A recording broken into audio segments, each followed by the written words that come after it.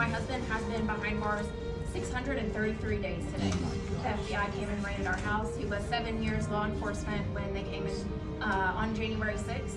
The same videos that the government used to charge him with exonerate him if they would only turn on the audio and if they would not tailor it in front of the judge. He was trying to save Roseanne Boylan's life and unfortunately passed away, was murdered by Metro PD officer Lila Morris. He also was helping an officer who was down. And every time he went to pick up that officer, they charged him with assault with a deadly weapon. So he has 4 felony charges on him, 3 misdemeanors. He's facing 68 years in prison. But on August 17th, 2021, I received a call from the FBI saying that they had apprehended my husband and they were going to raid our house. They were at our house for 5 hours. They took 14 items, including our flag on our front porch. It was 597 days before I saw him behind glass for 30 minutes talking on a telephone. He did nothing wrong on January 6th, but he is being persecuted and prosecuted like he went out and he watched a cop murder somebody, but they are treating him like he was the one that murdered Roseanne Boyland.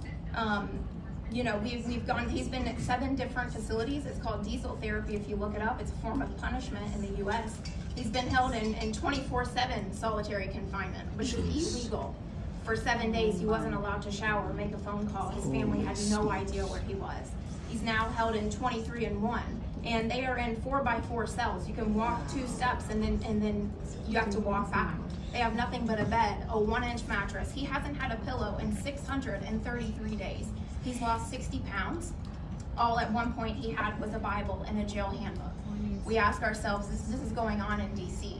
On September 5th, 2022, I found out from a call from a gentleman, another man inside the facility, that my husband was assaulted.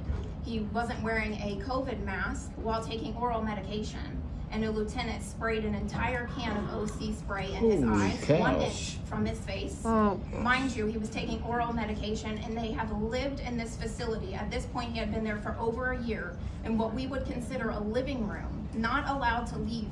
They didn't have visitation, they didn't have haircuts, they didn't have religious services, so they literally lived in this living room. But he got in trouble for not wearing a COVID mask while taking oral medication. She walked up to him, said that he had assaulted her and sprayed him with OC spray, which is a higher form of bear mace. The same thing that they are charging January 6th defendants with is what he got assaulted with.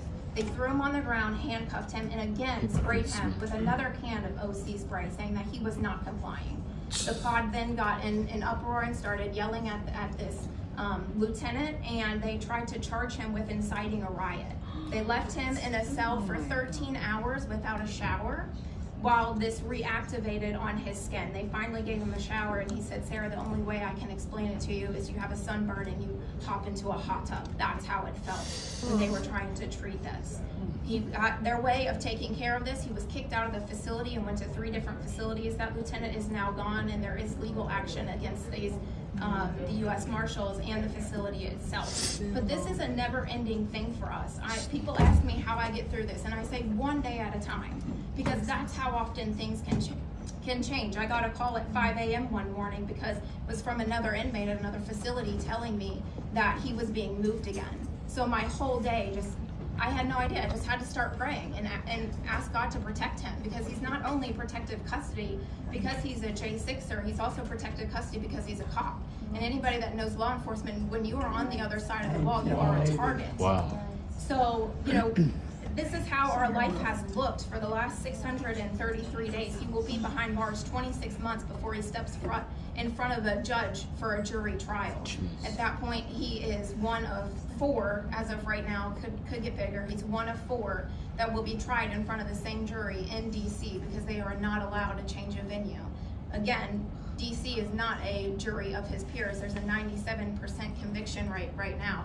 He is facing 68 years of his life for standing up for somebody, trying to save a woman's life on January 6th, and helping an officer. Again, all of this is on video. 10 minutes of his life, and the government has acknowledged he never hurt anybody that day, yet he is still being persecuted.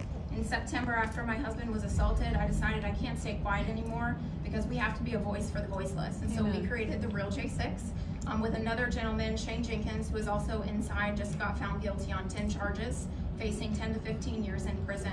And we knew that our fight was far from over. We have to make sure that this will never happen again, because I promise you, if they're gonna come after somebody like my husband, they're gonna come after you. It's only a matter of time. The tapes need to be released, right? Yes. For 41,000 hours. Yes. Why is Mitch McConnell, Chuck Schumer, and Nancy Pelosi not wanting the tapes to be released? You agree with what I just said? Because they're involved. They're in on it. When in history have the accused demanded that every piece of evidence get laid out in the public?